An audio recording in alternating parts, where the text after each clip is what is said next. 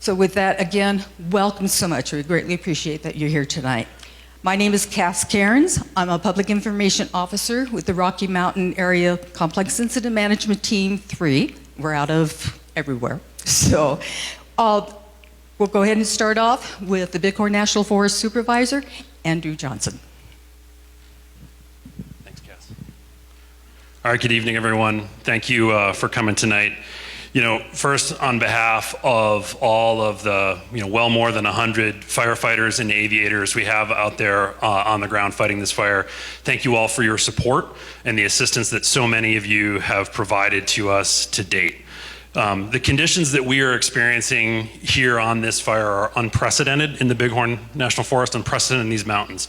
The temperatures that we've been feeling don't feel like October. The dryness we have does not feel like October. The relative humidity is so low, don't feel like October. And these winds have not helped us. And so from when this fire was discovered on Friday, it has been a hard fight. It has been resistant to control despite a lot of intense effort from the air and from the ground. We've been doing all we can to try to slow its spread, stop its spread, and protect critical values at risk. And I'll talk about what those are and what that means to us here in a moment. But I think one of the key things to highlight is this has been a team effort from the start, and that teamwork is critical. We have been working side by side with our county sheriff's department, with our local fire departments in Dayton and Ranchester and others, with Wyoming State Forestry, with Game and Fish, with our law enforcement support, again, from the county sheriff's department, from the highway patrol and others, and then also a critical support is all of the volunteers from private landowners, ranchers, and citizens who have stepped up to help fight this fire, particularly when it's been making big runs at night. Unprecedented fire behavior for sure. So that teamwork is critical because we're going to be in this fight for a long haul without relief of moisture and a lot of heavy timber out there that it can move in. No moisture on the horizon.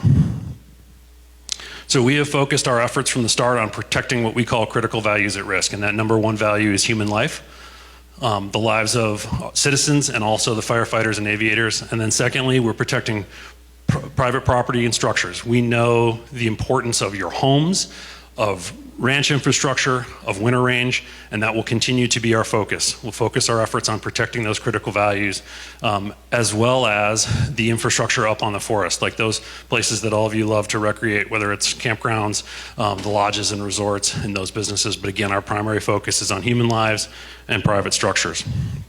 And again, we're going to be in this for a long haul with the weather patterns that they are. We're going to continue to bring in resources. We've had resources flowing in. I think the team will probably talk a little bit about that. And fight this fire from the ground and from the air as best we are able in the days that are ahead. So a couple other things with the fire movement today, we've expanded the closure order on the forest. I know that the closure of Highway 14 and the size of the closure on the forest is a disruption to a lot of lives, and our normal flow of business.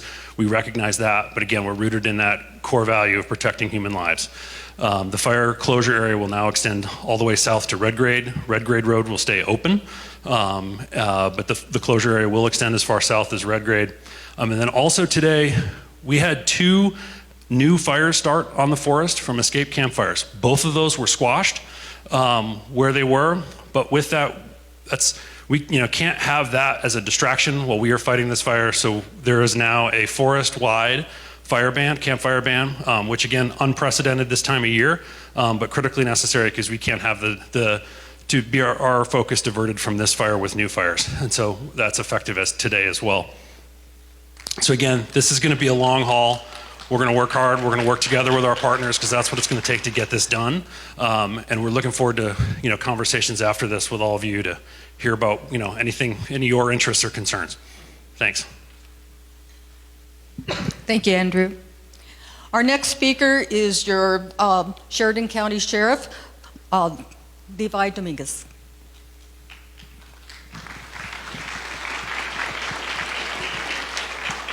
Well, first off, I just want to thank everybody for being here. It's very important that you're here. We get the opportunity to speak right now. Like many of you that are sitting in this room, this is very important to all of us. I went to school right here in this school, grew up in the Tongue River Valley, and a lot of the areas that have burnt so far have spent a lot of my childhood up in those areas. I want to speak a little bit about evacuations and where we're going with that. And please know that all of the decisions with the evacuation notices, whether they're, we'll talk a little bit about the stages, but they're decisions that are made based on what we have at the time and working with the fire incident management team, all of the command staff that's working those in the incident management team. And those are the decisions that we're making when we're making those. So when we're making those decisions and we're implementing those, I want to thank all of our local law enforcement for assisting the Sheridan County Sheriff's Office in doing that, because we couldn't do that without the collaboration that we have with our local law enforcement from the Wyoming Highway Patrol, Game and Fish, the Forest Service law enforcement. We've been utilizing Montana law enforcement, the BIA, Bighorn County, Montana Sheriff's Office as well, and Bighorn County Sheriff's Office in Wyoming. So it's been a great collaborative effort law enforcement-wise when we're looking at that, and we really appreciate that. We talk about evacuations. What you've seen a little bit and you're learning about this is there's 3 stages.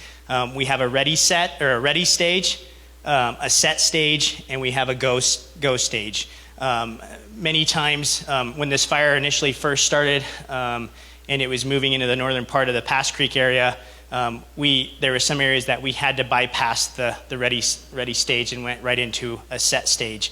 But we're doing every effort to make that possible, to give everybody enough time going through those 3 stages of ready, set, go. And I'm going to speak a little bit to those. That ready stage, when we're talking about that, and some of you have seen the release, I'm sure all of you, with the town of Dayton in the ready stage, that's just knowing that there's the propensity or the possibility that those areas that are in a ready stage might be evacuated or moved to a set stage. So just start to think about that when we put that in place in the ready.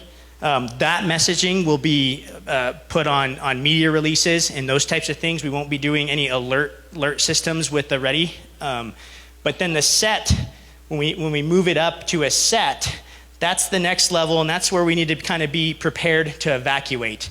If you're in an area where that's been moved to a set, we need to be prepared to evacuate. And in the rural areas, we're going to do the best we can law enforcement wise to get out to all of those rural areas and the property owners and make physical contact, in-person contact with every single property owner when we're hitting that set stage. And we've been able to accomplish that, I think, for the most part, in all of those areas that have been put into the set and the go. There might be times where we just can't, because time is of the essence, and safety and those types of things. And so that might be done through emergency alerting systems, which we might have to utilize. When we look into like bigger communities, like the town of Dayton, we'll speak to that in a little bit, but the town of Dayton is in a ready stage.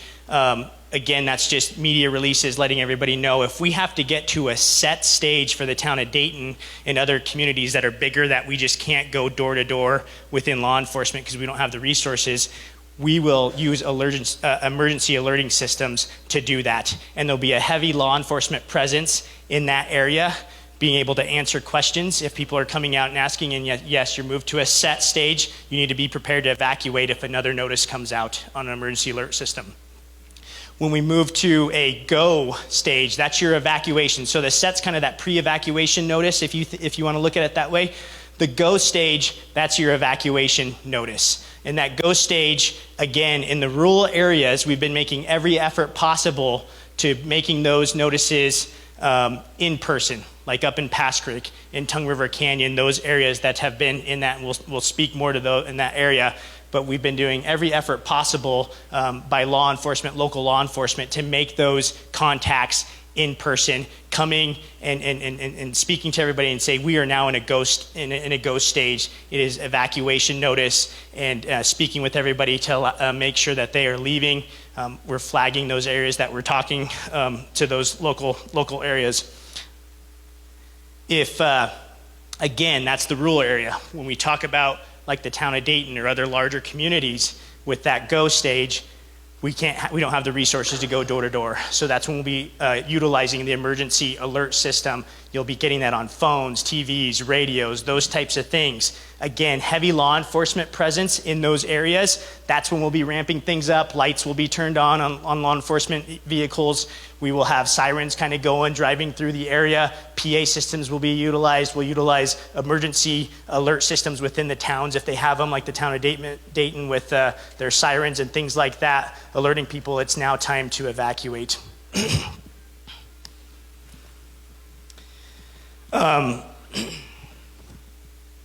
So with all that too, and looking at that, I want to thank all of the firefighting efforts, local firefighters, the ranchers, all of the firefighting crews that have come in of trying to fight this fire, not only where they're at areas that are not in any of those stages, but in those areas, those critical areas that we've talked about in that set and go stage. We really appreciate all their efforts in that. Before I speak to the evacuations and move forward, I want to just make sure that I want to thank all the public and the local residents that we've had to go and knock on doors to get to that set stage and that go stage. You know, up in the Pass Creek area, in the Tongue River Canyon, in the Horseshoe subdivision. You guys have been great. There's been very, very, very, very little, if no pushback from all of you, and we appreciate that. Our number one goal is, like Andrew said, with those critical, values and everything, is the values at risk is human life and making sure that we're protecting human life. And so we appreciate when we come and knock on doors that you're like, yep, we're getting ready to go and we're leaving. That being said, in the go areas, the evacuation areas, and the ready and set, none of those that you've seen of our evacuation notice, the ready, the set, or the go, none of that has been lifted, okay? It's all still put in place, and we'll go over it on the map here in just a sec. So what I want to make sure to know that none of that has been lifted. I know that some folks are going back into those evacuation areas, those go areas that we have put in place. I want it to be clear that we're not going to restrict property owners from going into their property. That if you need to go into your property and you feel that's what you need to do, we're going to allow you to do that. We just need to make it known to you that you're doing it at your own risk. That if for some reason you have a medical issue, you have the fire begins to burn back, near you on your property, and you are calling for help, we may not be able to send resources to help you. We're not going to put the lives of the firefighters, law enforcement, and first responders at risk if you've entered into an area that has been a go area, an evacuation area. So just understand that's what we need to look at. So we're gonna look at the map here just a little bit and go over some of those ready, set, and those go areas. And we're going to look at this map right here again afterwards. If you have questions, you can come and chat with me and some of our staff, and we can talk a little bit more in person. But as of right now, we're going to talk about the go areas first. With those go areas, those evacuation areas that have been put into place, they're going to be heavily patrolled by law enforcement, okay? So if you're evacuated, we're patrolling those areas heavily with law enforcement presence. Those go areas right now, up in the north section of the fire, Pass Creek Road, all of Pass Creek Road from Highway 345, all the way west, this is the red, and the map is red is go, yellow is set, and kind of a turquoise-ish is a ready. But as you can see, the go area, it extends all the way south to Twin Creek Road as well, and then it continues west, and then it comes across a little bit, and all of this area has been advised they're in a go stage at this point in time. The roads that are leading into there, Pass Creek, Twin Creek Road, those roads are closed, except to local resident traffic only and first responders, of course. There's barricades set up at those areas. We have barricades on the north end coming in from Slack Road and Pass Creek Road coming in from Montana. Montana law enforcement is patrolling that area up north for us as well, keeping folks out of that area.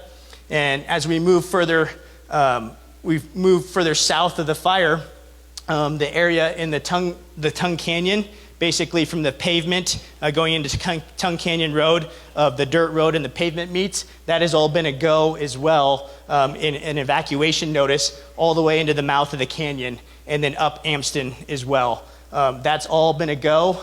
And then that extends south along the face into the Horseshoe subdivision property.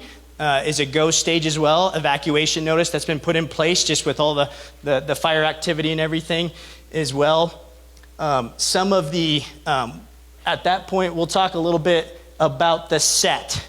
The set up north, so folks that are being prepared to evacuate, the Little Horn Canyon, it's not on the map yet, we'll make an adjustment, but the Little Horn Canyon subdivision where you have to enter it in from Montana and come back into Wyoming, that's in a set stage, and they've all been made aware of that at this time. With last night's fire progression, how it moved east along Pass Creek on the north and south side of Pass Creek, and at the rate that it was moving last night, we put the town of Parkman in a set stage, along with all of the residents directly adjacent to Highway 345 east and west of Highway 345 from the Montana line down to the town of Parkman. They are in a set stage as well. Moving down further, we've just recently put the Eaton's Ranch in a set stage. So they are in a set stage and been made aware, and that's this yellow down here on the kind of towards the bottom of the mountain of the face. They are in a set stage right now. The only ready stage that we have put in place is the town of Dayton at this time. And again, that's just, there is the possibility, propensity that there is that Dayton could see that being elevated to a set and to go. We just want to make sure that the town of Dayton residents are aware of that when we're looking at that. That's all I have right now, and then again we can speak later. All right. Thank you, Sheriff. Our next speaker is with the County Emergency Management, Jesse Ludikhuize. Hello, everyone. Appreciate you all being here and listening to us to come up here and talk today. I really appreciate all the support that we've been getting at the county. I know a lot of people have been working very hard and putting together donation drives between private businesses and things like that. And many people have reached out to me at the county to offer that support also. And we really do appreciate the outpouring of support this community has shown. Also, I'm here to talk to you about preparedness and preparedness in general. So no matter who you are or where you are, we really, really encourage you to always be prepared. So these are the times that you should be thinking about if you were to be placed in one of these ready, set, go. You shouldn't be trying to figure that out when we're giving you those notices. For example, sometimes we can't give you the ready portion. So it may be set or it may be go, depending on the situation. So you shouldn't have to think about what are you going to get and what are you going to take when that happens. You should be thinking about that now, and that's really important. So you should be thinking about that year round, because we have fire season now, but coming up, we're going to have blizzards and other things that we're going to deal with, floods in the spring. Those are all times you shouldn't be thinking about being prepared. You should be prepared now. When it comes to this particular incident, if you're being evacuated from your house, some of the things you should be thinking about is to take things with you that have no value, that are so valuable that no amount of money could replace those items. Those are the things you should be thinking about taking. And so things like photos, okay? For example, if you store a whole bunch of things on your computer, a whole bunch of photos on there, maybe just take your whole computer. That's a good suggestion there. Also, anything that, any of your IDs, you need to take those with you. Any type of medications, you should have those ready to go and an extra couple days supply of that. And then also think about pet needs. Many times people will not evacuate because they're concerned about their pets. We don't want you putting your life in danger or risk because of a pet. So we know our pets are very important, especially to many people. So if we are to evacuate and you need to take your pet with you and you have no place to go, that's why we have the shelter set up at the fairgrounds because we can take pets there. We will take your pets. The pets will not be with you when you're in the living area that we have set up at the events hall. We will keep the pets in a separate building because some people may have allergies to pets and things like that.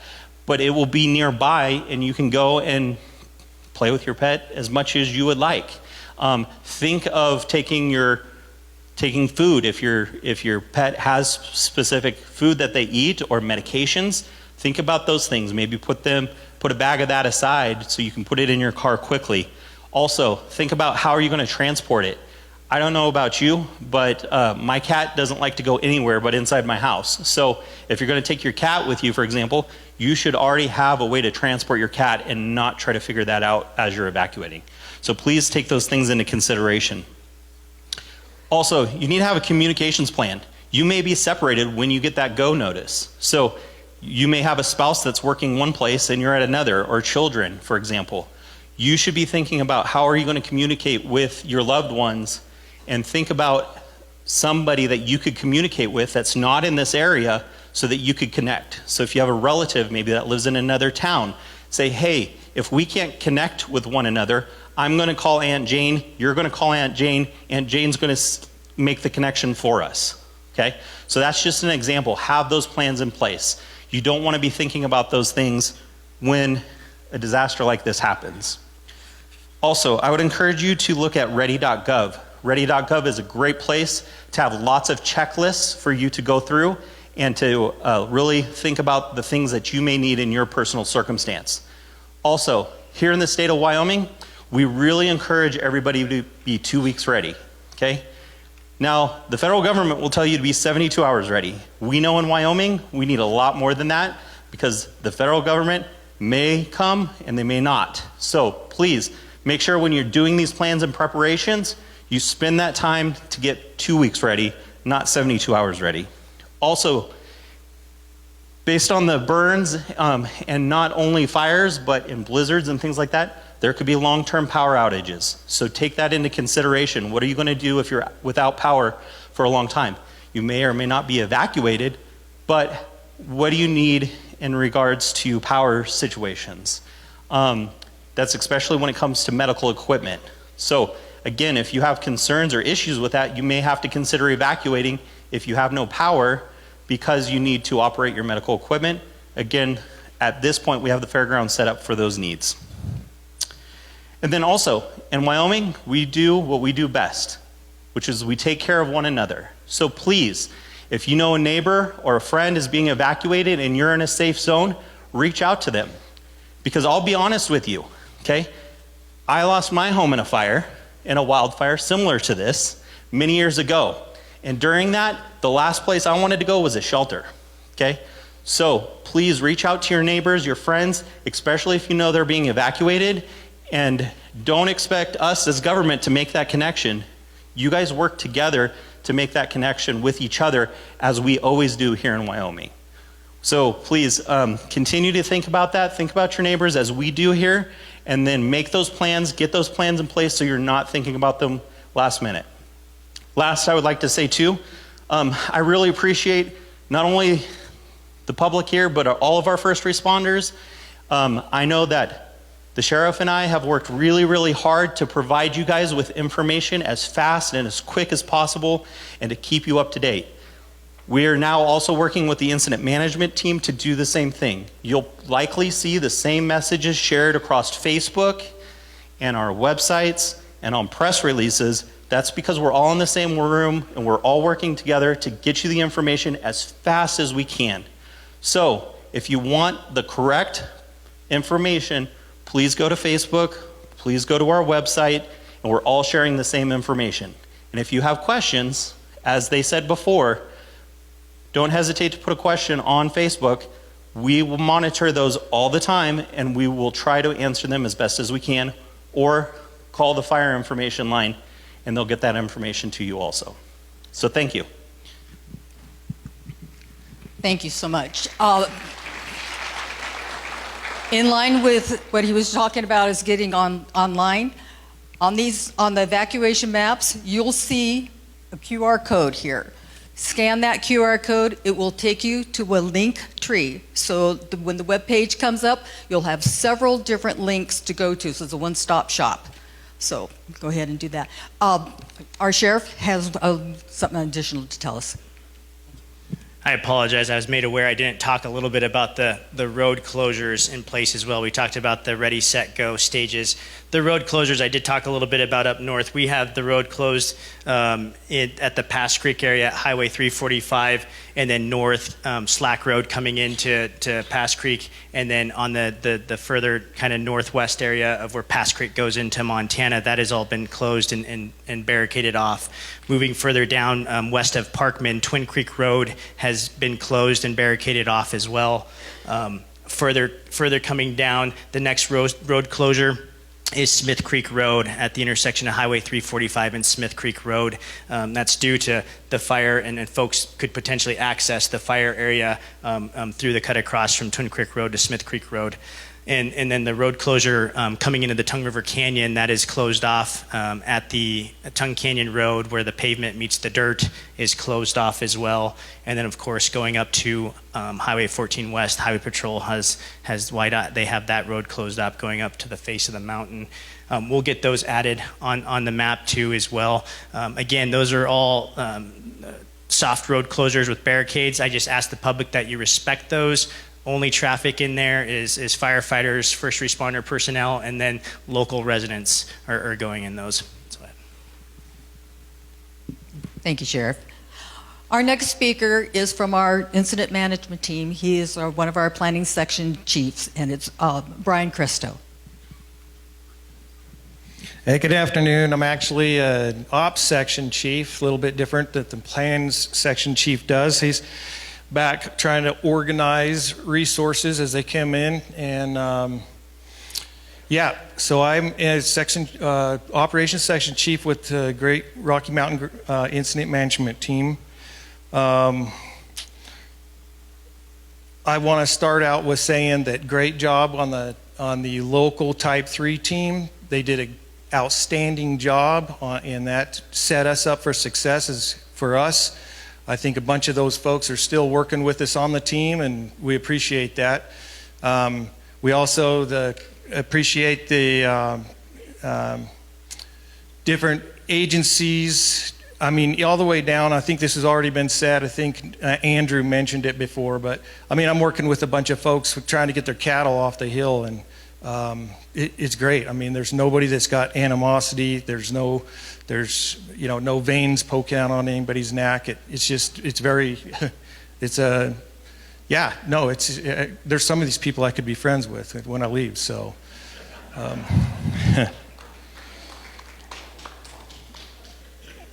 So let's see, I got kind of a cue card here. Today's operations. Pretty crazy night last night, and I think the sheriff's department, the police department, there's probably a bunch of folks in this room that can probably know that. I'll tell you, this is 30 years for me in fire, and this is the latest, most active fire I've ever seen, and I go on a lot of fires. So that says something right there.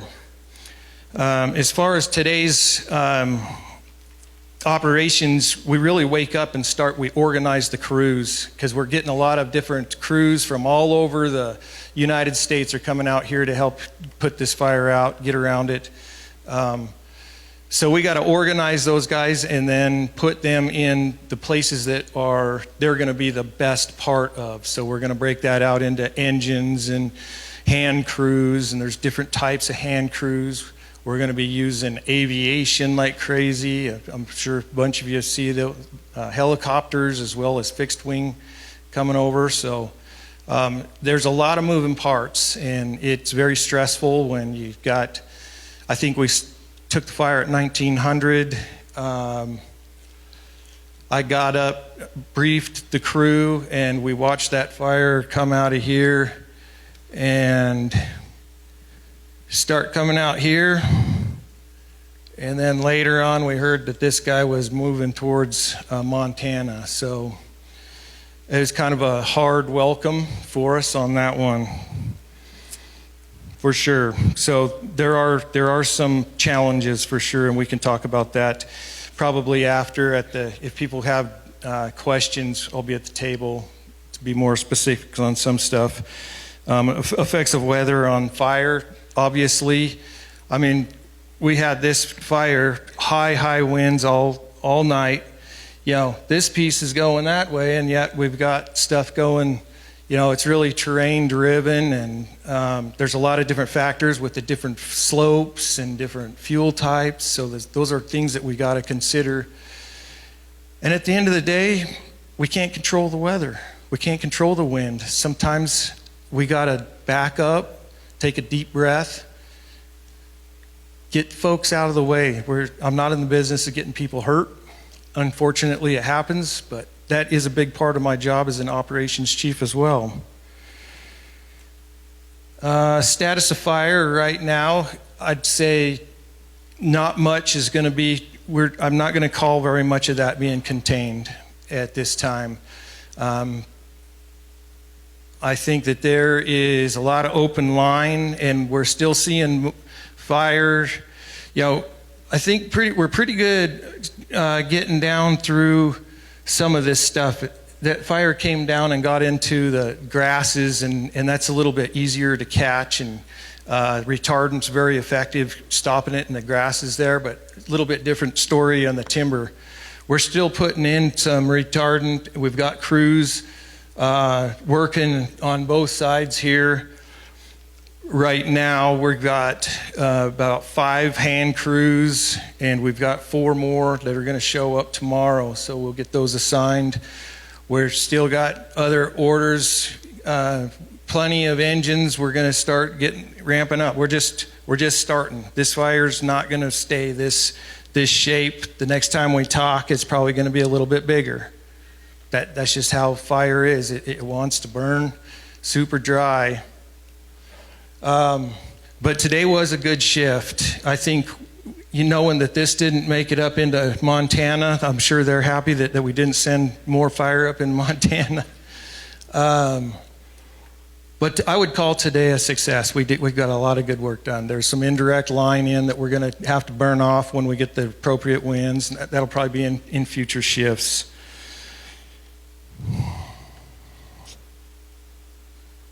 Let's see, potential for what's next. Quite frankly, a lot of what we do is based on the weather. That's looking pretty grim. I mean, it's hot, dry. You know, tonight's going to be pretty good on the recoveries. The RHs are coming up. Last night, I was sweating when trying to go to sleep, but before I got, pulled out of bed to go chase other fire. But I'm not going to pull any punches on this or tell you a fib lie. We're going to work our butts off. We're going to do it safely. We're going to have that forward lean, and that's what we do. But I think this fire is going to be here for a little bit.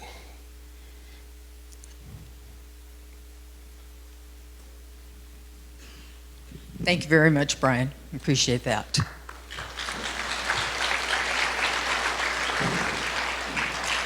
Our next speaker is our incident commander for our team, Casey Cheesbrough.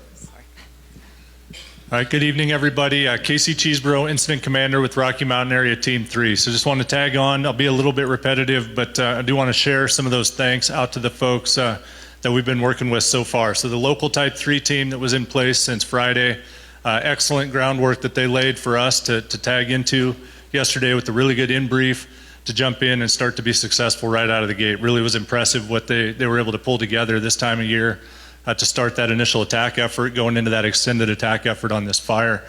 The local volunteer fire departments, that's been mentioned already, extremely good work by those folks out there, especially at night. Nobody can work 24/7.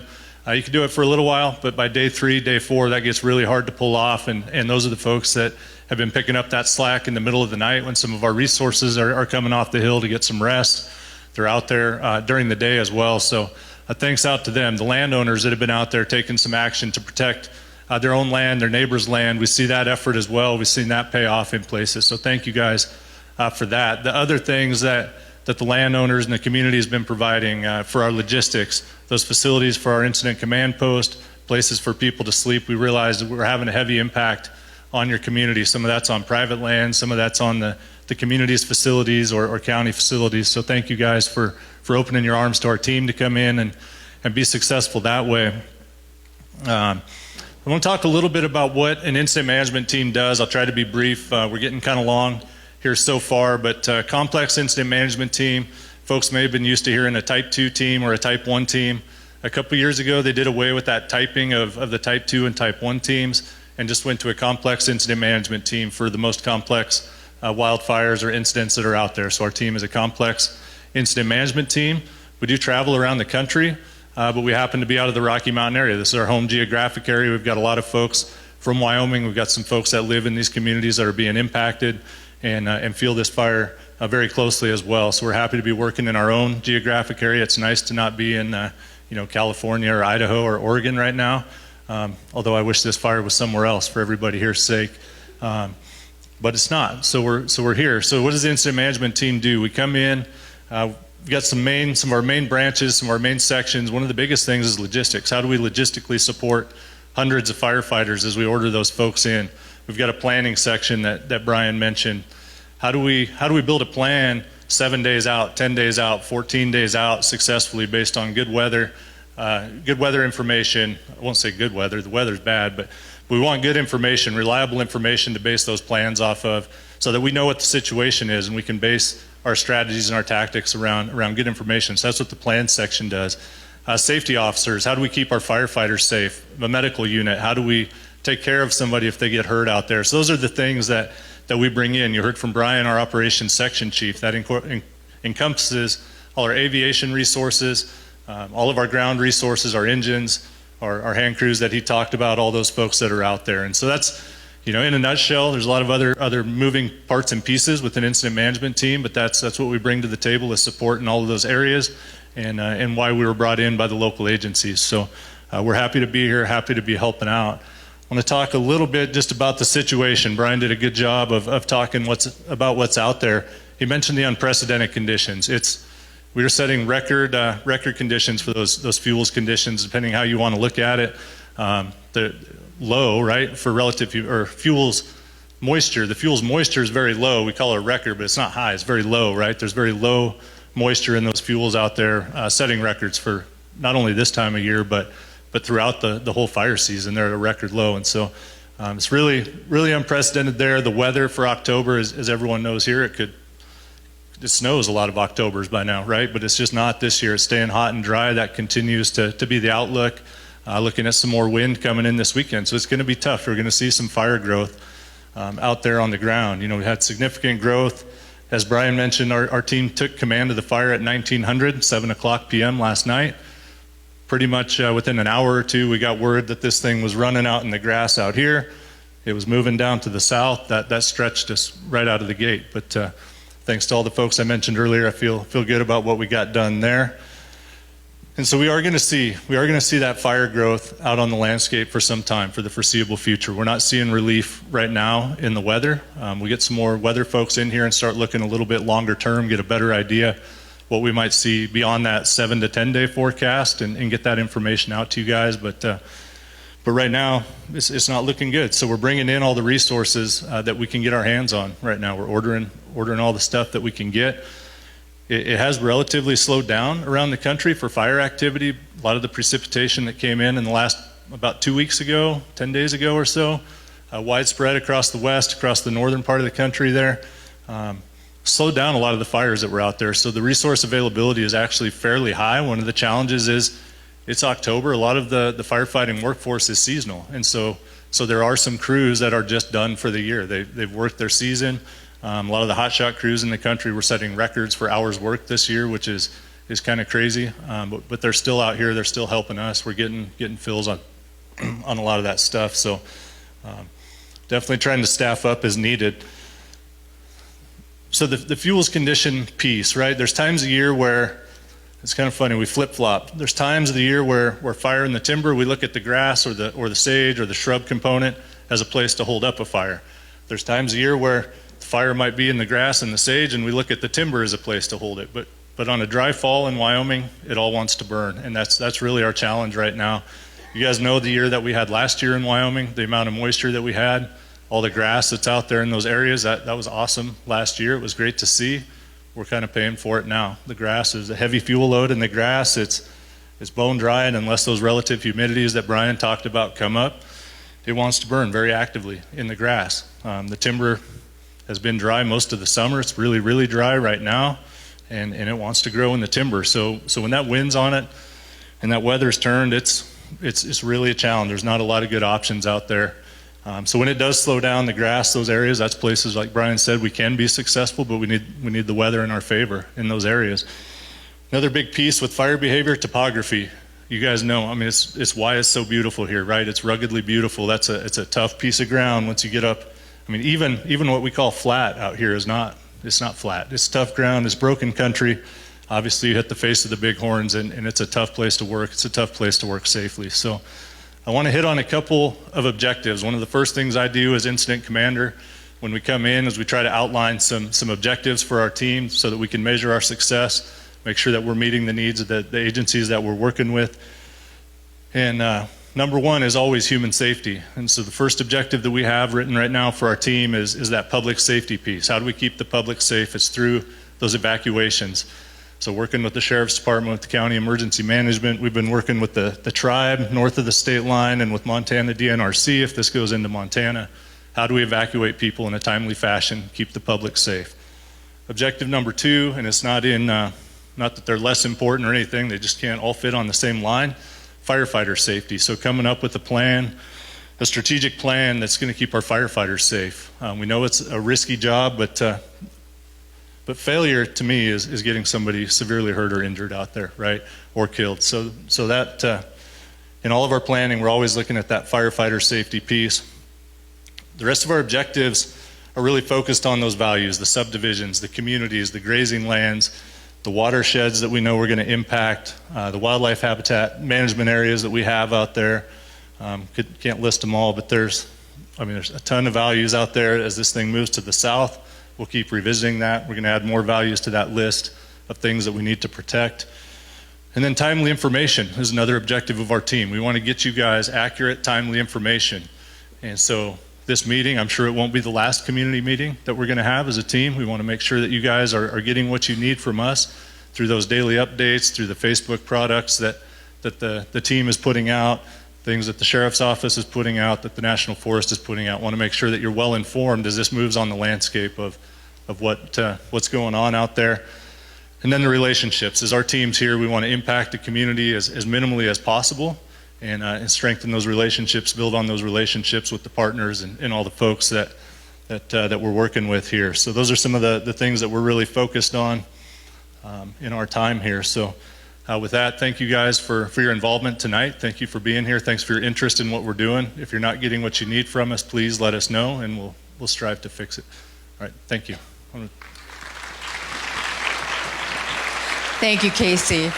Our final speaker is your Governor of Wyoming, Mark Gordon. Hey, thanks very much for being here this evening, Andrew. Thank you for the IC team and everybody. Just thank you very, very much. I've got a lot of friends here, got some history here. This is really personal to me. You guys know how tough that terrain is. And I know every day or several days, we've had calls at the office. And I just want to let one thing know. If Casey needs National Guard resources, he can call him. He's the one that can call him. So appreciate the people that have called and said, let's get the Guard up here. I will tell you that our Guard is pretty deployed already. And we only have some limited resources for firefighting. But Casey and I guess Brian probably know exactly what those can be. And when it comes to aviation, how important it is to have that. But that means there's a lot of planes and helicopters and everything else flying out there. That's got to be a really well-planned operation. And I appreciate everybody saying, let's get more resource here. They can have everything we've got. And in fact, Kelly's here. Kelly, where are you? Right there.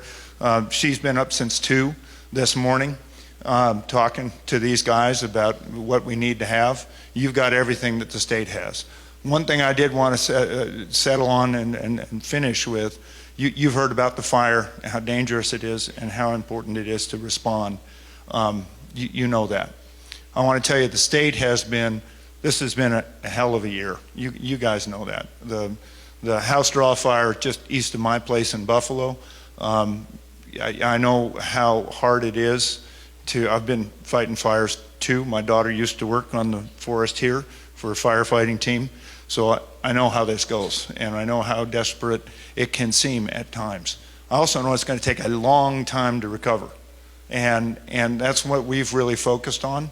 We've got a website, uwio.edu, and I'll get this up for the internet for your Facebook page.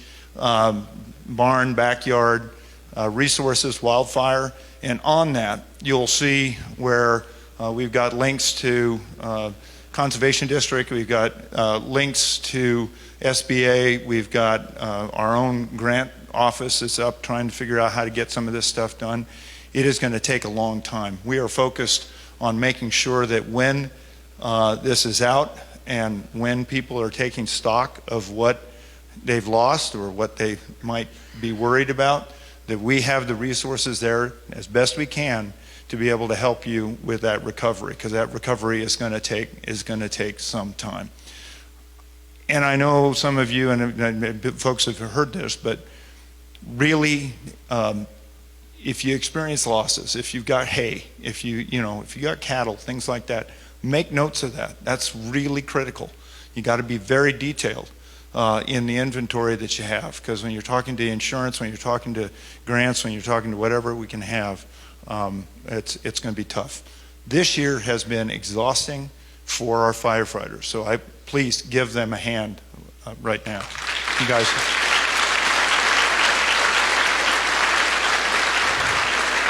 Thank you.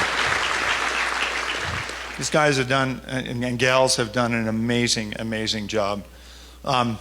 We've spent our entire fire budget for the 2 years already. That's how much this has taken, and we've got fires going in the western part of the state too. So, thank you for being patient. This is why I love Northeast Wyoming. Is we get along. You help your neighbors. God bless you all. And let's hope and pray for, kind of a big snowstorm. It would sure be nice to have that. Thank you all. Thanks. Thank you very much, Governor. So this concludes our presentations. What we will be doing, like I said, we'll have folks that will be at these tables, and you can go up, talk to them one-on-one, ask your questions, that type of thing. We also have information officers that will be around here too that will be mingling through, and if you have questions, they'll be there also to help answer those questions. So with that, I want to thank you very much for coming, and Godspeed.